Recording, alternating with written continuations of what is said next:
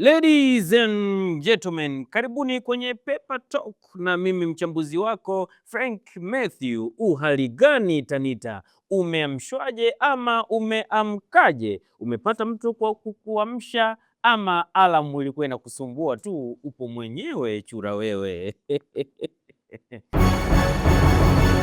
Karibuni kwenye Paper Talk. Tupo na gazeti la Nipashe, Uhuru, Mwananchi, Habari Leo pamoja na Mwana Spoti. Moja kwa moja tuanze na gazeti la Nipashe.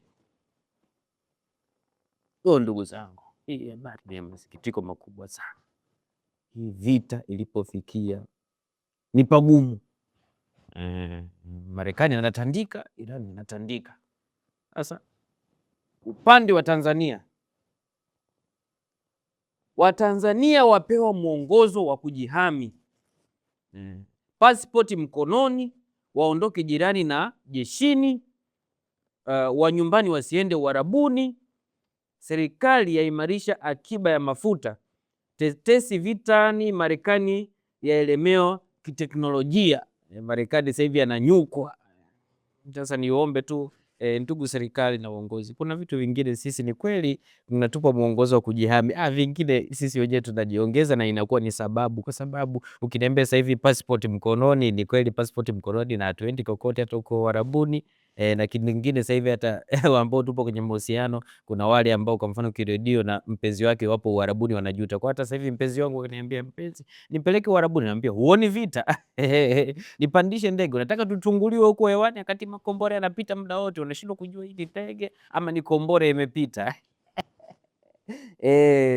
Tusiende karibu maeneo ya jeshi. Hiyo ni kawaida tu. Unajua sehemu nyingine matangazo yanayokoga tu, samahani usikojoe hapa, lakini kwenye eneo la jeshi inaandika tu hili ni eneo la jeshi. Vingine unajiongeza mwenyewe kwamba usikojoe, usitembee, usipige kelele, usitupe takataka. Maeneo ya jeshi mpaka mlevi mwenyewe anajua akifika ile maeneo pombe inaisha. Akishapita eneo la jeshi, labda akishaanzia Mwenge kuja huko, akishapita Lugalo, ndo pombe inarudi, anaendelea kuyumba.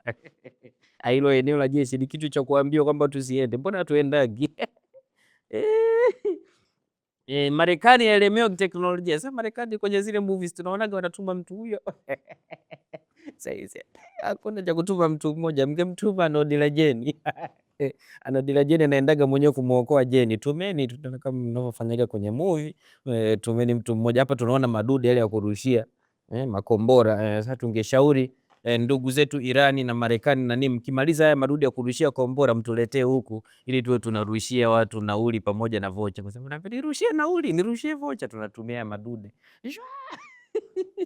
kwa sababu haihitaji bando wala nini kurusha hiyo. Habari ya pili katika gazeti la Nipashe, habari ya pili, udhalilishaji bado tatizo Zanzibar, wafanyakazi wa ndani watajwa. Mimi ningeomba wafanyakazi wa ndani, nyinyi mnaonaje wananchi? Wafanyakazi wa ndani wote watoke kwenye hizo kazi. Kuna shule zile za karate na kumfu wapelekwe wakajifunze mambo ya kumfu. Juzi tulisema kwamba wanatakiwa waende chuo, waende hivyo vyuo vya VETA kujifunza mambo ya naniliu kupambana na hali ngumu ya kwenye hizo familia, alafu wapitishwe kwenye shule za karate, wakitoka hapo warudishwe kwenye hizo familia. Utaona kama watazinguliwa. Kuna kunyanyaswa. Baba mwenye akikutaka na unamnyuka ile, anatoroka kwenye chumba cha mke wake usiku, anakuja anajifanya ili amekosea chumba, anakuja chumba cha mdada. Arudi huku na mangeu.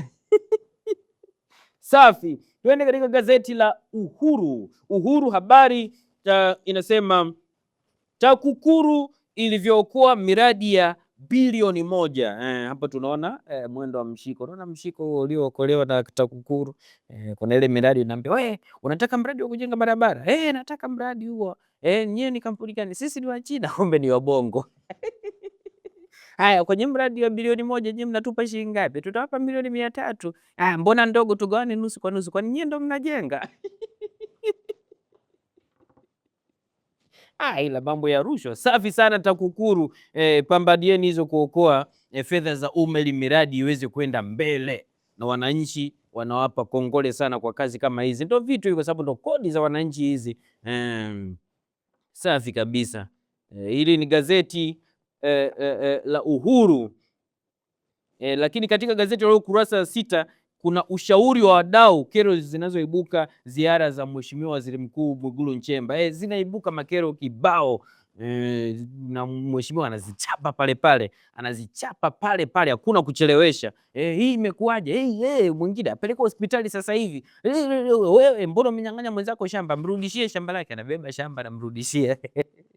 Safi sana Mheshimiwa Mwigulu, kazi unayoifanya imetukuka. Mungu akulinde huko kwenye hizo ziara, na ukiona upati mtu wa kukuhabarisha, unatuita watu wa Paper Talk, tunakuja tunakusomea habari hapo moja kwa moja. Mheshimiwa, tuko pamoja. Na mimi hii time nitabadilisha leo navaa skafu kama za kwako. Wewe nikupe hii time, maana naona nasikia Mheshimiwa unaweza kuwa unaitamani hii time inavyong'aa. Gazeti la Mwananchi, mzozo Mashariki ya Kati. Jamani, makali bei ya mafuta. Ndio maana niliona hata nikununua mafuta ya kupaka ilikuwa ni shida. Mafuta ya kupaka.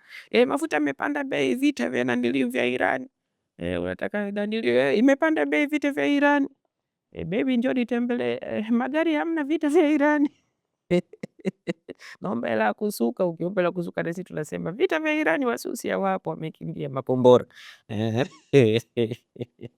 13% si mchezo. 13% si mchezo. Na hapa tutaenda kuona habari nyingine kuhusu habari ya uhifadhi wa mafuta. Hiyo tuzidi kuombea hali ya amani, ili mambo yasiwe magumu. Sasa hivi nauli 600, baadaye konda nakwambia nauli 10,000 na chenche irudi. Na ni kituo kimoja kwenda nyingine. Unacheza nini? Safi sana. Habari nyingine katika gazeti la Mwananchi, kamera za siri chanzo kuuawa Khamenei, yule kiongozi wa Iran. Mimi nizungumzie hizi kamera za siri ndugu zangu. Unajua kamera za siri lazima uwe nazo makini. Huko watu mnaendaga kwenye mahoteli huko, mnaendaga kwenye maloji manini, kuna kamera za siri zinategwaga kule, hamjui. Ukifika zima mataa yote, imulika, angalia zile njia za kugundua kamera za siri. Shanga tu upo zako hoteli huko, afu mke wako anakuambia upo zako wapi? Ulimwambia upo Dubai, kumbe upo zako na nilio Manzese kwenye ka hoteli umejichimbia na kamchepuko huko.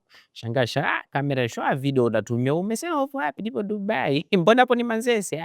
Kuna eneo Manzese linaitwa Dubai. Umenaswa na kamera za siri. Fa mchezo nini? Umakini. Chafi sana. Hilo ni gazeti la Mwananchi. Tukeugia sasa katika gazeti la Habari Leo, gwiji la habari Tanzania. Bilioni 13 zalipwa kifuta jasho uvamizi wa wanyamapori. Wanyama hoye! Ila wanyama mna ubaguzi. Mimi nimekaa muda mrefu hapa hamjawahi hata kuvamia kwangu. Wanyama mnashindwa kuvuka hata nini poli lile la Mwanaromango, mkapita hivi mkaja mpaka maeneo ya Gongo la Mboto, mkafumua huku barabara katikati mpaka Tazara, mkaingia hivi mkaja mpaka nyumbani, nikapata ili gawio. Unashangaa tu umelala asubuhi na unakutana na tembo. Bwana nilala ndani, ni wachawi ni tembo? Nakwambia sio wachawi, ni sisi tulivamia nyumba yako. Tumesikia harufu ya ndizi. Serikali imepiga gawio kwa wote ambao walivamiwa na wanyama na nini. Na kuna mwingine anambia anavunja nyumba yake makusudi, hapo anasema nilivamiwa na tembo, nijengeni mpya. Kumbe hakuna kitu. Habari kuu gazeti la Habari Leo, Mheshimiwa Rais Samia ataka usalama wa mafuta. Unaona hapo ipo kwenye kuzindua yale matenki ya kuhifadhia mafuta kutoka bandarini pale Kigamboni. Safi sana Mheshimiwa Rais, hongera sana kwa kazi unayoipiga. Wazi wa mifumo. Unaona haya matenki. Sasa yale makombora yakipita kwa lazima tuwe na amani. Makombora yakipiga mafuta. Sasa mheshimiwa, kuna yale maeneo yamekaa wazi, tukiendaga mkoani unakuta una pori refu. Sasa mheshimiwa, kwa nini usende ukajenga kule matenki? Bonge la tenki, tunapiga bonge la mnada. Ukipiga hilo tenki pale, hata vitu apige miaka 10 bado sisi tuna reserve na bei haipandi. Unaona jua ushauri Mheshimiwa Rais. Kwenye yale maeneo ambayo ni mapori, tunaonaga mapori unahesabu miti mpaka dereva mwenyewe anachoka. Sasa yale maeneo yajengwe matenki, pigo libomba liende kule, kusanya mafuta hiha. Hata wasema vita lakini sisi mafuta tunayo, alafu tunaanza kuwauzia na wao. Mnaonaje ushauri? Sisi ndio kuna mafuta hia. Hilo ni gazeti la Habari Leo. Tumalize sasa na gazeti la Mwanaspoti katika kurasa za michezo. Habari kuu, VAR Bongo bado tu, shilingi milioni 420 setup, yaani kufunga VAR imekadiriwa kugharimu shilingi milioni 280 mpaka 420 kwa uwanja mmoja. Uwanja huo sasa, yepo wananchi, mnaonaje hizi hela zifungwe VAR ama zikarabati ya maviwanja sasa hivi ambayo wachezaji wanacheza shanga mpira umepotea, kumbe umezama kwenye tope